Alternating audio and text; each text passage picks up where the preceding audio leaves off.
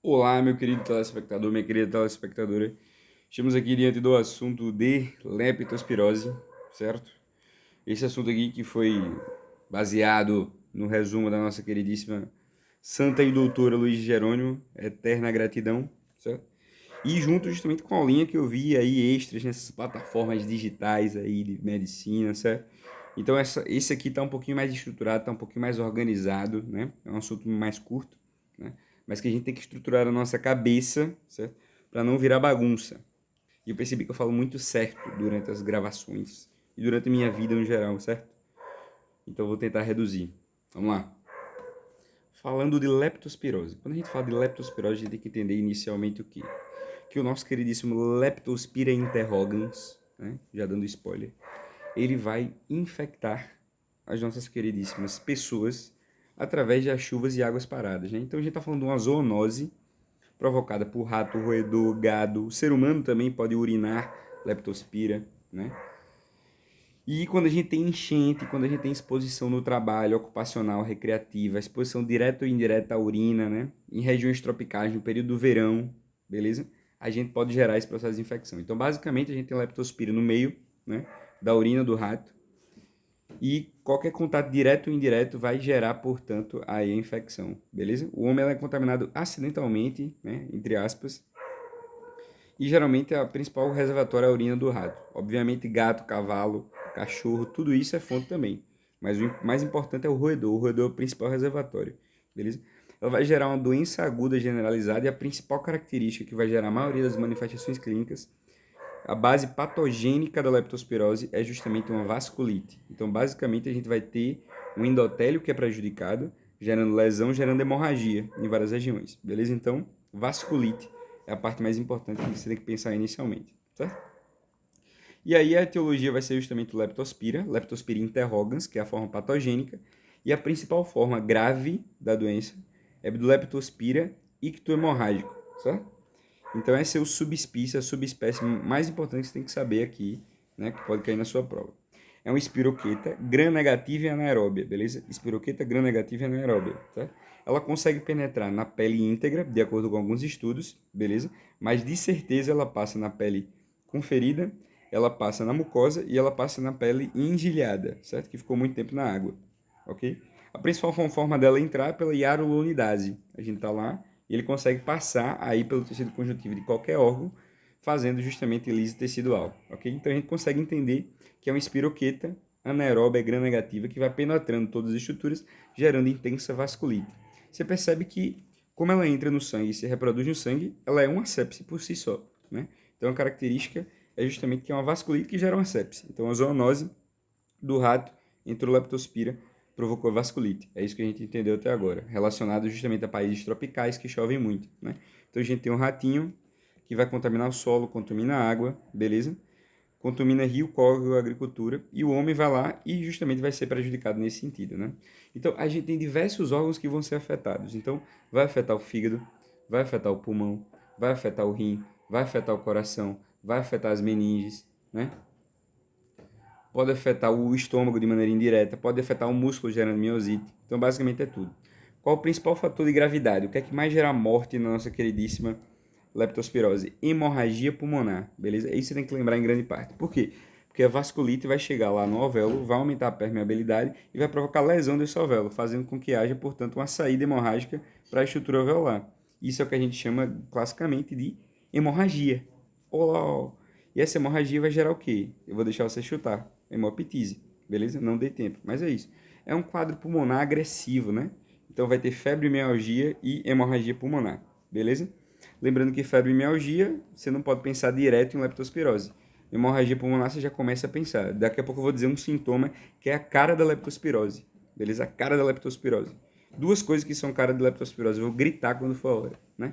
Então, outros órgãos, né? Miocardite, uveíte, né? Ela pode chegar no humor aquoso. Meningite também pode causar, de maneira menos comum. A mais comum e mais grave e mais presente é a do pulmão, beleza? Mas a gente vai falar de todas elas de maneira até um pouquinho cansativa no momento, mas agora o foco é esse. Então, como a gente está falando de infecto, a gente tem que pensar sempre em epidemiologia, né? Então, o diagnóstico vai ser em grande parte o histórico epidemiológico, né? História de exposição, os sinais clínicos que eu vou citar quais são, e também justamente as características de exame laboratorial. Mas o mais importante agora é a gente pensar o quê? Na epidemiologia. Então, a pessoa que trabalha com colheita de arroz, que está sempre inundado, trabalha em pet shop, trabalha na agricultura, né? Tem contato com enchente, né? Que vai tomar banho de rio, córrego, fazer pescaria, né? Tudo isso que pode ter contato aí com água, né, parada, com enchente, né? Isso aí pode ser a fonte justamente do interrogas entrar. Então você conseguiu criar, né, ambientes úmidos, molhados ou em contato com o animal, né? Isso são justamente os fatores de risco, aí a história epidemiológica que não precisa decorar, a gente consegue pensar aí no leptospira lá jogado na água, jogado em ambientes úmidos e infectando a pessoa. O resto você consegue pensar aí por trabalho instável, né? A gente lembra que os equinos também são fontes, né? Então lembrar que o rato é o principal, mas nem todos são aí como característica. Então a gente conseguiu introduzir bem, né? Falando de patogenia, então a gente está dentro de uma vasculite generalizada, como a gente já falou, certo? Então entrou o nosso queridíssimo espiroquetas, ele vai começar a gerar o quê? Ele vai passar pelos órgãos gerando lesão e vai produzir muita citocina, certo? Então isso é o suficiente, né? Já que a doença é uma sepse em si, ele entra na corrente sanguínea, vai se multiplicar ativamente, gerando isso, e vai gerar opsonização, ativando a cascata inflamatória e cascata de coagulação. Então, por isso que ele gera alterações do ponto de vista hemorrágico e do ponto de vista da coagulação também vai estar alterado, como a gente vai ver. Uma característica importante é a plaquetopenia. Então, basicamente, o que você tem que lembrar é uma vasculite generalizada. Vai entrar no vaso sanguíneo, vai se multiplicar lá, vai gerar resposta inflamatória, beleza? E resposta imune depois, como a gente vai caracterizar. E ela vai chegar em vários compartimentos, né?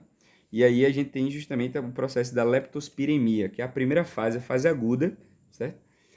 Que vai gerar, portanto, aí uma reação sistêmica, mas não uma reação inflamatória tão grande.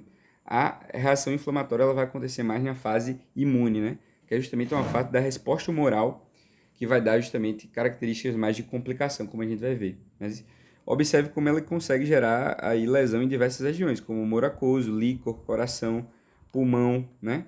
Então, basicamente, essa é a característica principal, beleza? Então, a gente tem que entender justamente esse ambiente e quais são as lesões das duas fases, certo? Quando a gente está falando da leptospiremia, da primeira fase, né, essa fase onde ele está se multiplicando, a gente tem que lembrar justamente que vai gerar a capilarite generalizada, que nada mais é do que aquela vasculite que eu já falei, beleza? É a lesão direta no endotélio. E a principal característica, além da vasculite, é que ela gera lesão estrutural. Então, ela vai prejudicar a anatomia de diversas regiões, beleza? Quais são as principais regiões da fase aguda que vão ser prejudicadas? Pulmão, rim e fígado, certo? Pulmão, rim e fígado, beleza? Essas são as principais regiões que vão ser prejudicadas na fase aguda. Pulmão, rim e fígado, beleza? E aí, o que é que vai acontecer no fígado, né? Então, beleza, eu cheguei no nosso querido... pensar nos maiores órgãos, né, também, né? E aí, pulmão, rim, fígado. Cheguei no fígado, o que é que vai acontecer? Vai gerar uma colestase sem obstrução, certo? Então, basicamente, é uma síndrome colestática sem obstrução. Então, basicamente, o que está acontecendo aqui é o aumento de bilirrubina direta, né? Pode ser bilirrubina indireta também, porque pode gerar a ruptura de algumas hemácias. A vesícula vai ficar um pouquinho inchada, beleza? E aí, um sinal é a hiperplasia de célula de Kupfer, né? Mas isso aqui não vai precisar lembrar, não. Mas tem que lembrar que prejudica a arquitetura do fígado, né? Gerando resposta inflamatória das células de Kupfer. Obviamente, é uma resposta inflamatória de neutrófilo, né? Célula de Kupfer nada mais são do que neutrófilos do fígado, beleza? Então, no fígado, prejudica a arquitetura, aumenta a bilirrubina direta e indireta, né? As transaminases também vão estar aumentadas, mas não tão aumentadas como a gente vai ver depois. Na fase 1 também, a gente vai ter prejuízo no rim, né? Então, injúria renal aguda, beleza? A insuficiência renal aguda pode acontecer aí durante a primeira fase, você tem que ter noção, beleza? E as lesões elas podem ser geradas da própria desidratação. Então, você está diante de um processo inflamatório que está gerando perda de líquido para o terceiro espaço, beleza? E isso é muito importante para a gente entender aí durante o rim. O que salva muito o paciente é justamente uma diálise precoce. Então, uma coisa muito importante da nossa queridíssima leptospirose é que você pode fazer uma diálise precoce sem precisar ter uma uremia alta, certo? Então, uma das formas de tratar é fazer diálise precoce, porque isso você já está matando o patógeno, certo? Então, você mata a leptospira logo de início, beleza? E aí, uma uremia de 100 a gente já vai indicar diálise, né? Então, basicamente, o que é que vai acontecer aqui? No rim, o que é que você tem que lembrar? No fígado, você tem que lembrar que aumenta a bilirrubina direta, em grande parte. No rim, você tem que lembrar que gera uma insuficiência renal aguda, que se caracteriza por aumento da uremia, claro, não tão alta, o aumento da creatinina, obviamente, como toda insuficiência renal, mas, diferente das insuficiências renais clássicas, o que está acontecendo aqui é uma característica dela ser não oligúrica, ou seja, não gerar oligúria, o paciente continua urinando normalmente, certo? E além de continuar urinando normalmente, ele tem baixa de potássio, né? Ao contrário de um potássio alto que deveria ser excretado. Ele tem baixa de potássio, ele tem hipopotassemia ou potássio normal, algum dos dois. Isso, se você quiser saber mais por quê, é justamente porque você tem uma lesão aí nos túbulos contecidos proximais e lá o trocador sódio e potássio ele vai estar prejudicado. Vai gerar uma competição entre sódio e potássio e os dois vão acabar o quê? Sendo mais eliminados. Então, além de uma hipopotassemia, uma hipocalemia, também vai ter uma hiponatremia, certo? Então, uma característica gritante, tá aí é que eu ia falar, né? Lembra que eu ia falar características gritantes da leptospirose? É uma insuficiência renal que vem acompanhada de uma hipopotassemia e não uma hiperpotassemia, beleza? Deu para entender? Insuficiência renal aguda não oligúrica com potássio normal ou abaixado é característica de leptospirose. Gritei? É isso. Então, no fígado vai estar lá prejudicado, bilirrubina. No rim, insuficiência renal aguda não oligúrica com potássio baixo. Beleza? As lesões são justamente isso aqui, né? Características de nefrite intersticial, edema intersticial, mas principalmente o que? Necrose tubular. O túbulo é onde ele está mais gritando, aí onde ele está gerando mais problema e pode gerar uma isquemia renal também por conta da hipovolemia. Tanto é que o primeiro tratamento é o quê? Hidratação venosa, certo? E diurético, né? Para evitar crepitação. Beleza? Deu para entender? Essa é a lógica, essa é a brincadeira. Por isso que o tratamento inclui hidratação precoce. Show de bola. No pulmão, o que é que vai acontecer? Você vai chegar lá, vai aumentar a permeabilidade do capilar pulmonar, vai gerar saída de líquido e será saída de sangue. Extravasamento de sangue, o que é isso? Sangramento alveolar. Pode gerar o quê? Pode gerar hemoptise, pode gerar insuficiência respiratória, certo? E aí, é o principal fator de gravidade e a gente vai ter que sempre pensar o quê? Em fazer IOT e pressão positiva. Lembre que nas hemorragias pulmonares, que tem origem justamente endógena, se você faz IOT, seria justamente como se estancasse, né? Fizesse um curativo de pressão aí, né? E aí o raciocínio é justamente esse. Eu tenho uma história epidemiológica, um quadro agudo febril, né? Em um laboratório com leucocitose, e aí, às vezes, tem insuficiência renal com K mais baixo, né? Então, são essas coisas que a gente tem que ir pensando, né? Como característica, beleza? Uma coisa que não falou aqui, que vai falar depois, é justamente aí que vai gritar também como característica dessa leptospiremia, é justamente que esse sangramento ele pode chegar a nível da conjuntiva, beleza? Então, a nível da conjuntiva, a gente pode ter esse tipo de lesão, olha que interessante, né? Gerando o que a gente chama de sufusão conjuntival. A sufusão conjuntival e a IRA mais K mais baixo são gritantes de leptospirose, beleza? Então, se você está diante de uma coisa que é claramente uma arbovirose, você vai lá e pediu o eletrólito, você viu que é mais baixo, viu insuficiência renal, pode ser leptospirose aqui, vou pedir exame específico, certo? Então isso é importante. Esse é o raciocínio que eu tenho que ter. Na segunda fase é uma fase imune. Aqui o problema não é hemorragia. A febre já debelou-se, beleza? Em grande parte. Ou tá o quê? Ou tá retornando. Ela tá retornando porque o que é que tá acontecendo? A gente vai ter anticorpos IgM anti-leptospirose, certo? Então, basicamente, é a fase imune, é a fase em que a leptospirose está baixa, a gente não tem mais leptospirose no sangue, mas tem na urina, né? E também vai ter aí uma resposta imune alta, uma resposta humoral, né? E aí a gente limpou por opsonização boa parte, mas manteve em algumas regiões, como por exemplo nas meninges, como por exemplo nos rins e nos olhos. Então, basicamente, a gente tem uma reação de hipersensibilidade, né? Que vai gerar uma meningite asséptica, que vai gerar uveíte, que vai gerar miocardite, beleza? E manutenção da febre, certo? É uma miocardite mononuclear, né? Pode gerar insuficiência cardíaca, pode gerar óbito, pode gerar alterações aí de pulso, pode gerar extrasístole, fibrilação arterial, né? Geralmente não provoca insuficiência cardíaca logo, mas pode gerar miocardite. A gente vai ter a miosite também, que é uma complicação crônica, né? Rabdomiólise pode acontecer de forma mais tardia, né? E essa miosite ela é muito importante porque a gente está diante do quê? A gente está diante do aumento da CPK, certo? Então é um processo que tem que ser diferenciado até do abdômen agudo, porque gera do abdominal, do músculo abdominal, no torácico, no lombar, na panturrilha em grande parte, né? Grita a panturrilha aqui também, né? Uma coisa bem clássica aqui da leptospirose. Mas tinha que fazer essa diferenciação com o abdômen agudo, pode acontecer, porque o CDK vai estar elevado, né? CPK, CDK nada, CPK. E aí, isso é importante porque vai estar aumentando aí o risco de rabdomiólise, né? Mas é uma das características também. Meningite asséptica, né? Não tem mais leptospira, mas está provocando justamente aqueles quadros, cefaleia, vômito e febre, beleza? Às custas de linfócitos, né? Ao contrário justamente das meningites bacterianas genuínas, beleza? Não tem mais bactéria, certo? E aí a gente tem uveíte também, porque ela consegue chegar no humor aquoso, vai gerar aquela uveíte anterior, né? Vai pegar a íris, vai pegar corpo ciliar, e aí ela pode ser muitas vezes recidivante, né? Por que eu estou passando rápido aqui? Porque não é o foco, né? Essas outras lesões. Existem outras coisas mais importantes, né? No estômago a gente pode ter úlcera de estresse, por isso que a gente sempre vai ter que fornecer o quê? Um protetor gástrico no tratamento, beleza? Vai dar lá o seu omeprazolzinho para evitar que haja sangramento, já que aqui a gente está gritando para ter sangramento aqui, beleza? E aí, até quando se elimina leptospira de aves na urina? Até 3 meses depois, né? 6 semanas, 3 meses, né? 6 semanas que dá 1 mês e meio. Então, 1 mês e meio a 3 meses é o período em que pode ter leptospira na urina também, que aí faria um diagnóstico a posteriori, beleza? Deu para entender? Então, basicamente, é isso que a gente tem que lembrar das características, dos tipos de lesões que pode dar. Então, na primeira fase, a gente vai ter pulmão, vai ter rim e vai ter fígado, né? No fígado, bilirrubina. No rim, ira com K+, né, baixo e com e não oligúrica. E no pulmão a gente vai ter sangramento pulmonar que pode acontecer. Essas são as 3 principais.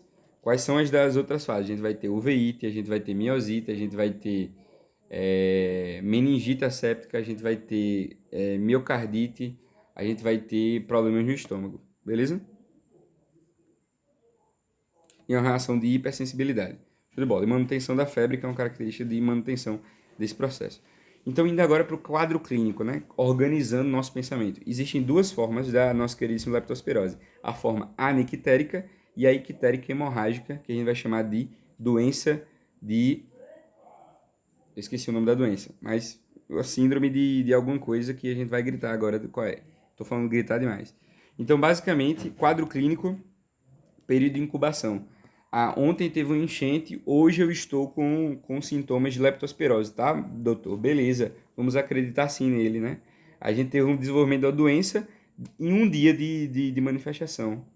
Sim, pode acontecer, olha que incrível, né? Não é que nem outras doenças que precisam de tempo de incubação antes. De um dia até 30 dias a gente pode ter essa manifestação, mas o normal é de 7 a 14 dias, né? Se quiser precisar aqui, 10 dias, beleza? Então, basicamente, é isso que a gente tem na nossa cabeça, né? Período de incubação com média de 10 e de 1 a 30 dias, certo? Então, pode ser abrupto, pode ser instantâneo quase, porque a espiroqueta vai lá, entrou muito, pode gerar esse processo aí abrupto de manifestação antes da exposição, certo? E aí a gente tem a primeira forma, que é a forma anictérica, né? Que geralmente, dependendo da virulência, do subtipo de leptospira, é a forma aí mais comum. Ela é assintomática, autolimitada, não tem que fazer nada, às vezes eu não vou nem saber que era uma leptospirose, beleza? E aí vai ter uma característica muito rápida de influenza, das arboviroses, de hantavírus. Vai ter justamente um quadro clássico, chamativo, né? A síndrome aqui, síndrome de Will. E aí, essa é o que vai acontecer na maioria dos casos. 10% é que vai justamente para a forma mais grave. Então, a primeira forma de manifestação seria a forma assintomática, autolimitada. A segunda seria a forma anictérica, né?